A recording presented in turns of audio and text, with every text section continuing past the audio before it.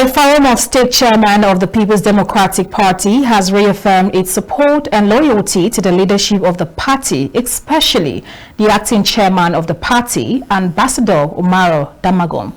A communique issued at the end of its meeting and read by its chairman, Mr. Tony Azegbemi, urged delegates to begin preparation to participate in the scheduled national convention holding in November 15th and 16th in Ibadan, Oyo State.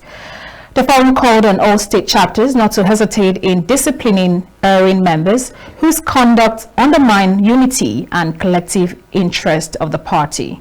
The forum reaffirms its total support, confidence and loyalty to the national chairman of our great party, Ambassador Umar Damagum, and the entire National Working Committee of our great party. 2. Commendation of the judiciary. The forum applauds the courageous and well-considered judgment delivered by Honorable Justice Akintola, who ordered that the PDP must organize its convention in Ibadan on the 15th and the 16th of this month.